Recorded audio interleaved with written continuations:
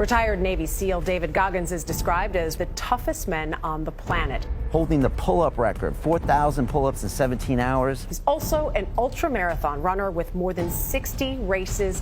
Everybody thinks I'm Superman. I had to tell them the truth. I was not always this strong guy you see. David Goggins is the only member of the U.S. Armed Forces to ever complete SEAL training. He beat the living hell out of me. U.S. Army Ranger School. I had stuff in my notebook, we're going to kill you. And Air Force Tactical Air Controller training. That's when the real war started for me. Athlete, speaker, soldier, and New York Times best-selling author, often referred to as the hardest motherfucker on planet Earth. Why is the truth so important? I'm about 7, 8 years old, and I hear some ruckus outside my room as I'm getting ready to bed down for the night. And my dad is smacking the hell out of my mom and knocks her. She falls down, he grabs her by her hair and drags her down the stairs by her hair. And so at this age, I'm sitting thinking, man, what the should I do, man? Like, I'm scared, but then something in me saying, you gotta go and do something. So I go on the stairs and I jump on his back, and he beat the living hell out of me. And he beat me literally from my neck down to my ankles. The next morning, I was gonna go to school half the day. My mom woke up and she pulled the covers back. And when she saw how bruised I was, I'll never forget looking at her face. She was broke, like she was just broken. My mom got courage to finally leave him when I was about 8 years old. We moved to a small town in Brazil, Indiana, and that's when the real war started for me. There was about maybe 10 black families at about 10,000 people in the town. And in 1995, the KKK marched in the 4th of July parade. So me being one of the few black kids in that, in that area, it kind of haunts you. I had stuff on my notebook, we're gonna kill you. They had that on my card, we're gonna kill you. This is early 90s. And even though I showed it didn't hurt me, it was jacking me up. So all the insecurities I had when I was a kid with my father, it just got worse and worse and worse. And the shit haunted me, but I was doing nothing about it. And so my mom and I, she was gone working 3 jobs. We lived in a $7 a month place for a lot of the time. And she had a hard way to go. I kept everything from her pretty much. I felt like I was the man of the house. So I didn't want her to know anything about my life. I cheated all through school, copied from the 4th grade to my junior year in high school on every assignment. She got a letter in the mail from my high school. And I'm a junior in high school, and the letter says pretty much your son's gonna flunk out. He's missed 25% of school. Because she was always gone, so I didn't went to school. She read the letter to me, she put my bed, and I broke. I couldn't imagine going back through that again. And I started finding things that was comfortable. And the more things I found comfortable, the more uncomfortable my mind was. And I gained 125 pounds in that time frame. I went from 175 to almost 300. And I started working for a job called Ecolab, where you spray for cockroaches at 24. Driving home, turned the TV on, and I was taking a shower. I walked out, heard these guys.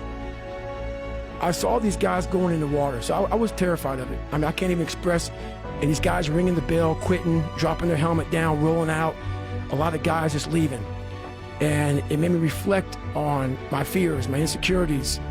And I saw real men, what I thought were real men who were staying, who were overcoming adversity, who were overcoming all these different things that I had blamed so many fucking people in my life, my dad, my learning disability, my skin color, me being everything. And so I sat there for a while and I was like, no one's gonna fucking come to help me. No one's gonna fucking come to help me. It's fucking me against me, period. And I said, the first thing I gotta start doing is facing every fucking fear I have.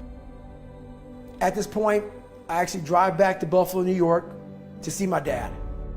Haven't seen him in years because I realize now I gotta fix some shit. I'm blaming everything, but I need to go back to the root of the problem, which is my dad. I gotta face the demon. I gotta go back and see what made him so fucked up to make me so fucked up. Why am I fucked up? And I go back as an older man now. I'm in my 20s. I'm not a kid anymore. And I realized he was the same man that he was. I looked at him in a way, we never said sorry to one another. And he went off about my mom and my grandparents and all kind of shit. But I looked at him in a way that I realize now why you f***ed this up. Somewhere in your fucking life, something f***ed you up. And you didn't deal with it. And so you put that shit on me, my mom, and everybody around you. I'm gonna deal with my shit. You gave me this. I'm gonna fix it though. I go home, several months go by. What it was, I was obsessed with Rocky. When I was a kid, I'd come home every day and I would fast forward with the little VHS tapes to round 14. When Apollo Creed beat the fucking shit out of Rocky, beat the shit out of him, he kept fighting. He was a dumb fighter. That was me. Couldn't read, couldn't write. Apollo beat the shit out of him. He was in that corner and everybody was saying, stay the fuck down. And him getting up, Apollo Creed raised his arms up in the fucking air, turned around, thought he won the fight. He turns around and sees this guy getting up, and it was the face of Apollo Creed that changed my life. The face of Apollo Creed. It was like, just by that motherfucker getting up, not winning, just by him getting the up, Rocky had taken his soul. His head goes down, he looks at him like, what the are you? But it said, this motherfucker is gonna keep coming after whatever the is in front of him. I want it to be that. I wanted to feel something besides defeat. I wanted to just go the distance. I wanted that worse than anything in the world. And now I'm like, okay, here we go. It's time to be a Navy SEAL. Hell Week is 130 hours of continuous training. You might get 2 hours of sleep. And what it does is, it's designed to break a man. If you only fix the surface, you will never get through Hell Week. We're all, a lot of us are going through a hard time in life. Some people have been bullied, some people are just stressed out, some people are insecure. And the world puts a lot of this shit in your mind. It's not just you. I had to develop a mindset that was indestructible. I had to armor plate my mind. It's about what you're saying to yourself, but it also comes with work. We have a factory, a nice governor in our brain, and it's a survival mechanism. It protects us from pain and suffering. The second we feel that shit, our mind says, oh no, this isn't fun. We should back off. We should sit down, find something more comfortable. It knows what you're afraid of. It knows your insecurities. It knows your deep, dark lies. And it starts to push you away from that shit. It pushes you in a direction that is comfortable. This is the time where you have to gain control back of your mind. I had to build calluses in my brain the same way I built calluses on my hands. The only way I can turn around is put myself through the worst things possible a human being can ever endure. And that'd be the only way that I can build this brain to handle anything that comes in front of it. Retired Navy SEAL David Goggins is described as the toughest man on the planet. You're the only member of the U.S. Armed Forces to have completed Navy SEAL training, U.S. Army Ranger School, and Air Force Tactical Air Controller training, and you've competed in more than 60 ultra marathons, triathlons, and ultra triathlons, and breaking the world record for 4,030 pull-ups in just 17 hours. Why is the truth so important? I had to tell him where I came from, to give people hope that, wow, that's where he came from, and now he's there. I'd like to take my mom up here, who